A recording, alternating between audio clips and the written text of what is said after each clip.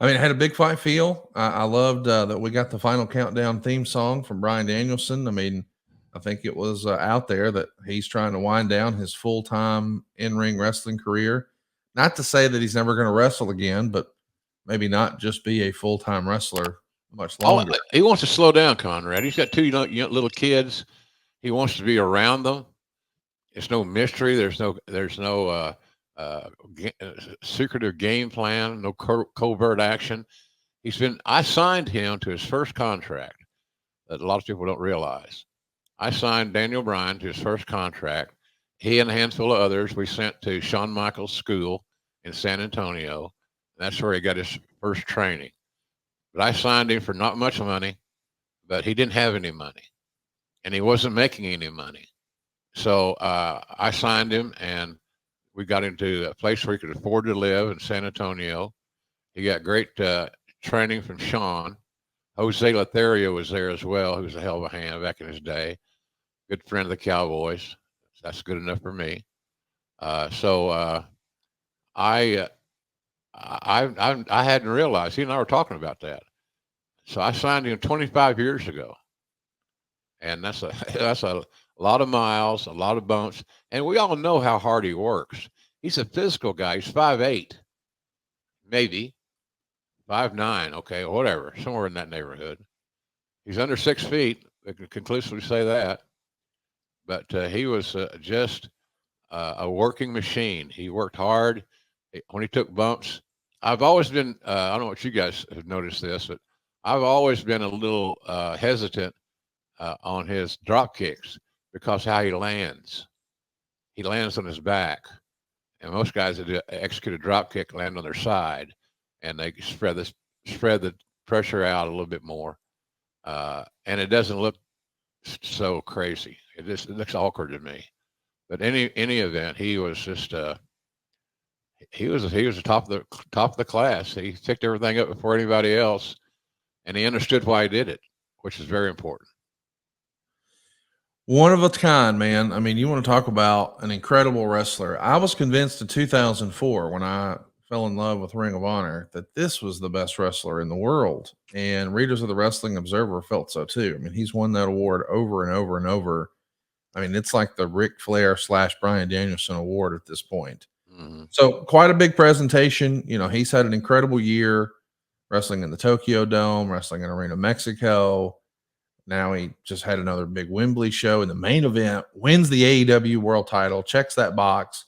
But with his family in the front row, his kids seeing him wrestle for the first time, and he's a bloody mess at the end of the night. But the entire crowd in tune with that final countdown theme song. Tony once again licenses a real song.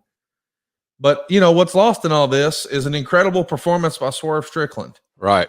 He did a more than passable job as the world champion.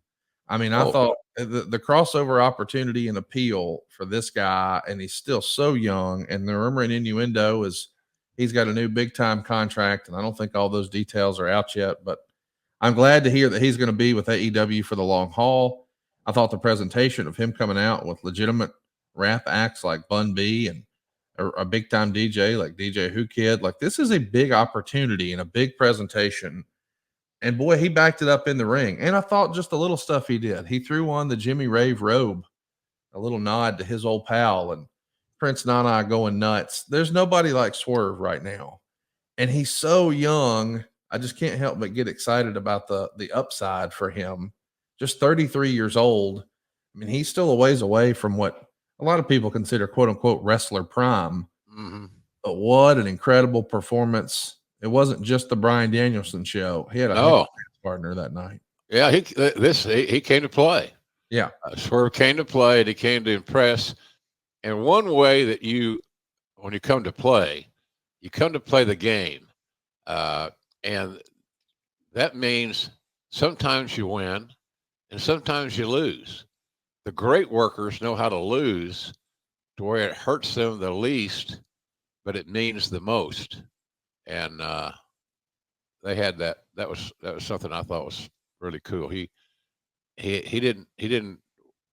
As best I know, he didn't say, "Well, I don't want to do that move. I don't want to do this. This is not protecting me." Blah blah blah. So he was just a pro all day long. And I talked to him several minutes during the day. Again, you kind of get forced into these conversations because they're the only people you're around. You know, that Wembley's obviously a huge stadium. Dressing rooms are all the way around; they're everywhere, and you know, ours was just the farthest away from the quote unquote gorilla position. I think they actually call it the go position now. I don't know why. I guess to be original, change for change's sake, which is the stupidest reason there is. But we went to the gorilla was a good walk. I took a cart. I mean, it's that far, like a golf cart, all the way around, and it was quite the little trip. But I enjoyed the hell out of the show. Those two guys stole the show. They were the main event for a good reason. Swerve did everything he could to make the transition to Bryan Danielson believable and smooth and effective. That's the mark of a pro. He wasn't thinking about poor me. I'm going to get a loss today on the record book. I haven't ever seen a record book. I've never even seen a rule book. We talk about them all the time on TV over the years, but nobody they forgot to distribute them. In any event, hats off to Swerve. I'm glad he signed with AEW or is signing. He's got lots of talents. Did you see the tape with he and Jericho and their little concert they did? I did, yeah. It looked like they were having fun. Yeah, it looked like it was. They were. And Swerve's a pretty good entertainer. No doubt. I think that's really important for his character because it allows him to diversify and to be seen in a positive light in more than one way. And that's awfully important. Awfully important. Well, I, for one, am pumped to see what's next for both Bryan Danielson and Swerve. I know it's not, we're not on the booking committee. If you had your druthers, what would you like to see next for Swerve? As folks are listening to this, Dynamite was last night, so maybe they found out. You and I are recording on Wednesday morning. What would you like to see next for Swerve Strickland? There's a lot of talent that Daniel could match up with, or Swerve could match up with. Swerve's got to have matches that are meaningful and him getting back into the championship hunt. You just can't have a match. The match has to have a destination already established. And I think that one loss, as great a match as it was, does not eliminate him from being a title contender. And sometimes we move on too fast. So I just hope that whatever it, whatever it is, it's has to do with the title, because that way he stays as that top level main event guy, and I think that's important because he's always going to look great. He's going to work hard. He's a physical guy. And he's smart as a whip. So there's a good Tony signed it or is signing. Again, I don't know the status of that contract stuff. Thank goodness. That'd be just something else for people to bitch about. But I'm not interested in that phase of the business any longer. It's not my thing. So, but boy, he'd be on Swerve would be in any company, on any roster that I ever worked with. This is suffice to say that.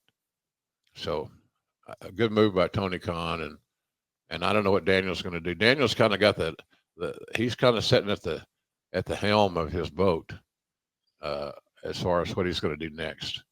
He has a lot to say about his future.